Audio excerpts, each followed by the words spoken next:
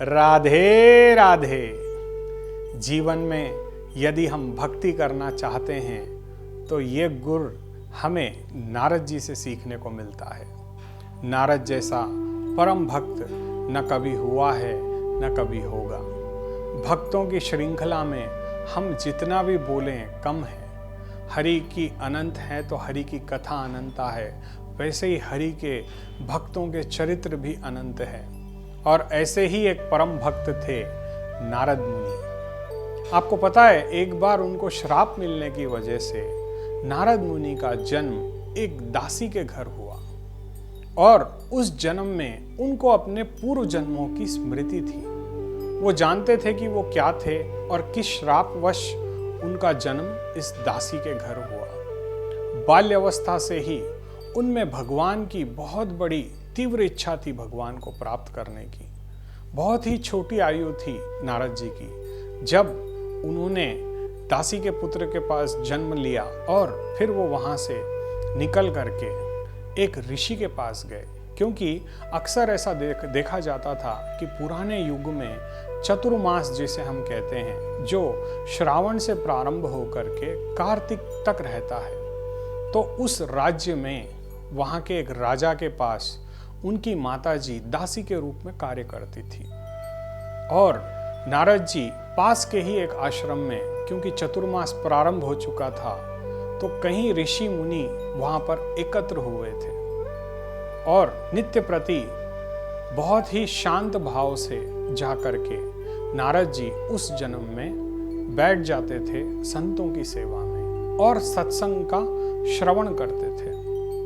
और कुछ दिनों में उन्होंने धीरे धीरे संतों की सेवा प्रारंभ कर दी। आज हमारे इस मेजरली आज जो देखा जाता है कि आज के युग में हम लोग प्राय सेवा करना भूल चुके हैं। और आपको पता होना चाहिए कि साधु संतों की सेवा तत्काल में पुण्य देती है। ये हमारे पुराणों में बहुत ही स्पष्ट रूप से लिखा गया है। और जब नारद जी उन साधु संतों की सेवा करने लगे, सत्संग सुनने लगे और उनके लिए सारी व्यवस्थाएं करते थे, तब बहुत ही आनंदित रहते थे वो सुबह से शाम। पर शाम के समय जब वो घर जाते थे तो एक बार उन्होंने एक साधु महाराज से बोला कि हे गुरुदेव, क्या मैं आपके बचे हुए अन्न को खा सकता हूं? गुरुदेव ने कहा, बिल्कुल अवश्य खा सकते हो। तो बड़े ही बाल्यावस्था में ही वो उन साधु संतों का जो बचा हुआ अन्न होता था उसे नैवेद्य के रूप में, प्रसाद के रूप में ग्रहण करते थे और उनकी सेवा में हमेशा तत्पर रहते थे। समय बीतता गया, 1 महीना, 2 महीना, 3 महीना, क्योंकि देखिए संत सेवा से जितनी तत्कालता से हमारा मन निर्मल होता है, किसी भी ऐसी सेवा से हमारा मन निर्मल नहीं हो सकता।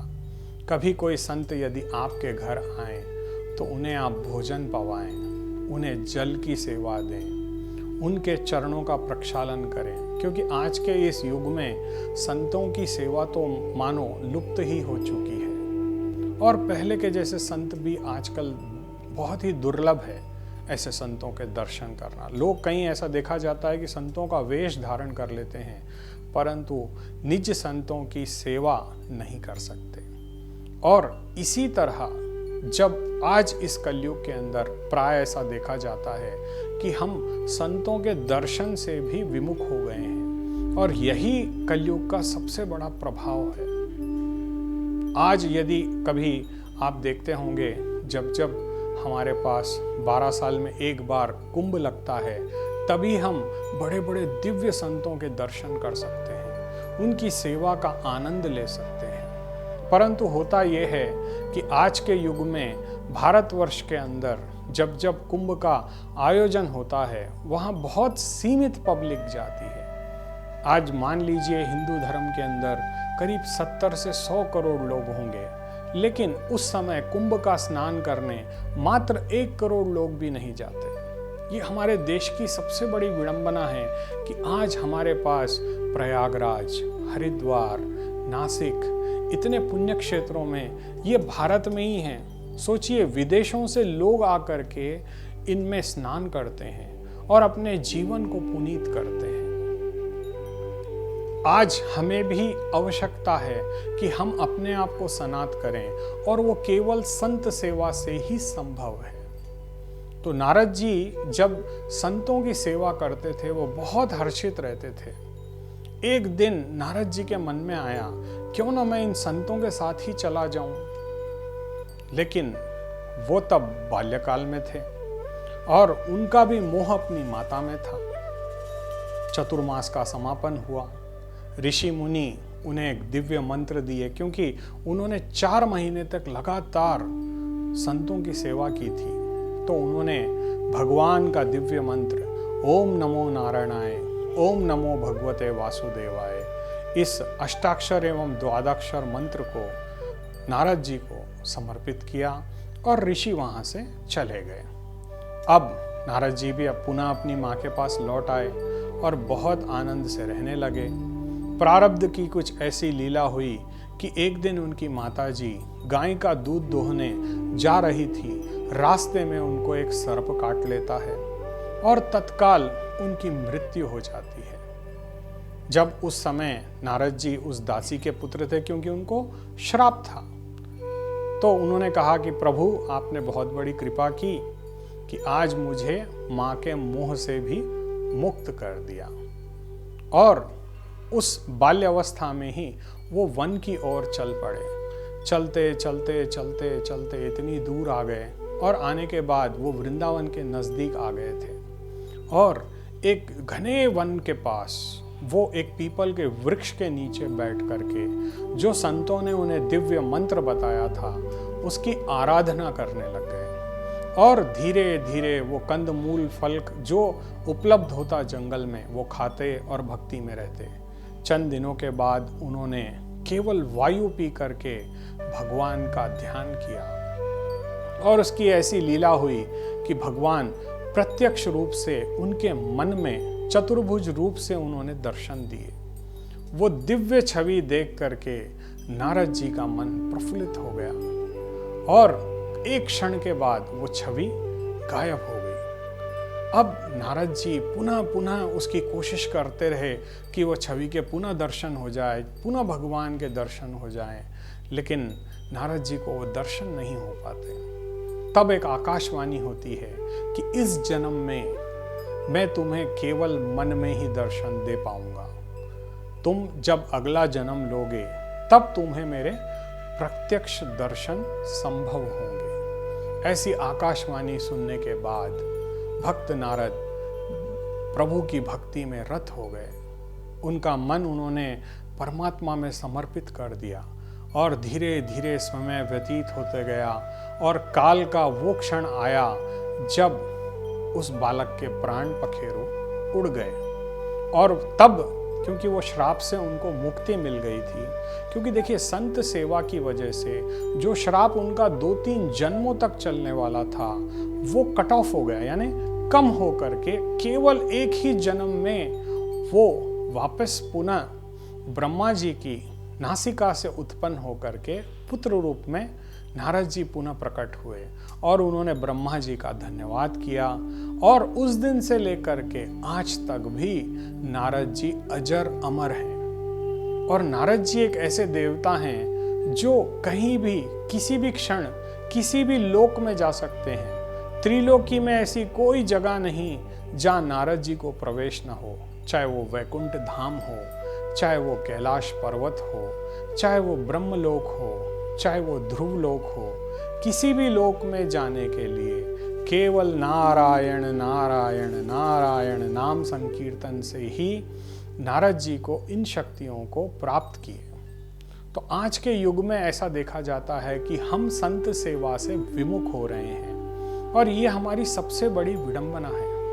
यदि हम श्रद्धापूर्वक संत सेवा में लग जाएं, यदि संतों की, देखिए क्या होता है कि कलयुग में आप ये मान लीजिए कि हजारों कर्म आप कर लीजिए, पर आपको वो सुख, वो समृद्धि, वो आनंद प्राप्त नहीं होगा जो केवल एक समय किसी संत को भोजन कराने से प्राप्त हो सकता है।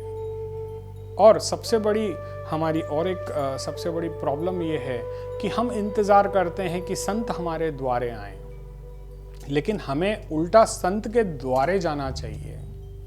देखिए क्या होता है, वृंदावन में भी यदि आप दूर जाओगे तो आपको जंगलों में आज भी ऐसे ऐसे कई दिव्य संत मिलेंगे। कभी बद्रिकाश्रम जाइए, कभी हरिद्वार के आगे ऋषिकेश जाइए, कभी केदारनाथ जाइए, कभी सचखंड साहिब जाइए। आपको ऐसे ऐसे दिव्य अलौकिक संतों के दर्शन होंगे जो विरक्त भाव से केवल उस गोविंद के चिंतन में लगे हैं। उनको आपकी मोह माया से कोई लेना देना नहीं है। ऐसे दिव्य संत आपको गंगोत्री में भी प्राप्त होंगे। गंगोत्री से जब आप गोमुख की ओर जाएंगे, यदि आप पहाड़ों में कंदराओं में कभी देखते हैं तो आपको ऐसे ऐसे दिव्य संतों के दर्शन होंगे जो एकांत में केवल गोविंद की शरण में जी रहे हैं। ऐसे दिव्य संतों के दर्शन करके उनकी यथाशक्ति यदि हम सेवा कर पाएं तो इस जन्म में, जैसे कोई बोलता है ना कि 100 अश्वमेध यज्ञ यदि हम कर पाएं तो उसका जितना पुण्य फल होता है उतना पुण्य फल केवल भगवान के संतों की सेवा से हमें तत्काल प्राप्त होता है। भगवान गोविंद ने तो विष्णु पुराण में बहुत ही स्पष्ट कहा है कि संतों की सेवा मुझे अति प्रिय है। नारद पुराण में नारद जी ने बहुत अच्छे दिव्य सूत्र, जिसे हम पंचरात्र नारद दिव्य स्तोत्र कहते हैं, ये आपको गूगल में भी प्राप्त हो सकता है। तो आपको करना क्या है कि नारद पुराण ये अपनी गीता प्रेस गोरखपुर में इजीली अवेलेबल है। आप इस पुराण को ले आइए। भक्ति के ऐसे ऐसे दिव्य स्तोत्र इस नारद पुराण से आपको प्राप्त होंगे जिससे आप परमात्मा के समीप जा सकते हैं। देखिए, भक्त प्रहलाद को याद कीजिए, जब वो अपनी माँ के गर्भ में थे तब किसने उनकी माँ को ब्रह्म ज्ञान दिया था? वो नारद ऋषि ही थे। और नारद ऋषि की वजह से ही प्रहलाद के पास बाय बर्थ उसे भक्ति प्राप्त हुई। वैसा ही हुआ ध्रुव के साथ। ध्रुव के चरित्र यदि आप कभी पढ़ोगे भागवत में तो वो भक्त नारद ही थे जिन्होंने ध्रुव को भक्ति का दिव्य स्तोत्र बताया और जिसकी वजह से ध्रुव लोक का आधिपत्य प्राप्त किया। तो भक्ति की वो अनन्य शक्ति आपको नारद पुराण से प्राप्त हो सकती है। तो हमें इस कलयुग में करना ये होगा कि अपने बच्चों को, अपनी संतति को हमें पुनः अपने पुराणों की ओर लेकर चलना होगा। देखिए, परमात्मा की पूजा के लिए भले ही आप कोई साधन संसाधन करें या ना करें, परंतु यदि पुराणों का आप जब पुराणों को पढ़ते हैं, उनका स्मरण करते हैं, उनको याद करते हैं, उसमें दिए गए बातों का मनन करते हैं, तो उस जैसा पुण्य आपको कहीं और प्राप्त नहीं हो सकता।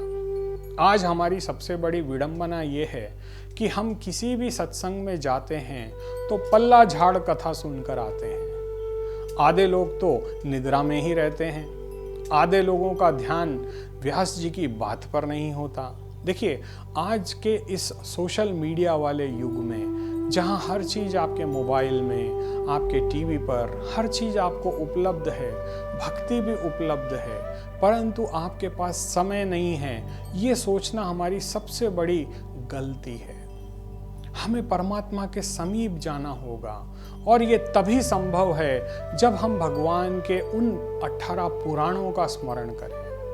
यदि कोई व्यक्ति श्रद्धापूर्वक किसी एक भी पुराण को नित्य प्रति पढ़ता है तो उसके जीवन में कभी कोई समस्या नहीं हो सकती। देखिए, समस्या हमने बनाई है और ये हमारे प्रारब्ध से आई है। तो हमें कुछ ऐसा करना होगा जिससे हमारे उन प्रारब्धों का नाश हो सके, और इसका सीधा और सरल उपाय है भक्ति। यदि हम भक्ति में रत रहेंगे, यदि हम इस नारद पुराण को मन से पढ़ेंगे और इसके एक एक अध्याय का मनन करते हैं, तो जीवन में कभी आपके कोई निराशा नहीं हो सकती। सदैव आपके ऊपर उस गोविंद की कृपा बनी रहती है। देखिए, मानव जीवन का सबसे बड़ा ध्येय यही होना चाहिए कि हम प्रभु को प्राप्त कर सकें। आपको सुख सुविधाएं तो हर जन्म में मिल सकती है। देखिए, होता यह है कि ये जितने भोग होते हैं ये आपको कहीं भी प्राप्त हो सकते हैं, लेकिन मन की शांति केवल गोविंद की भक्ति से, केवल प्रभु के नाम से ही प्राप्त हो सकती है। तो इस विषय पर एक बार आप अवश्य विचार करें। राधे राधे।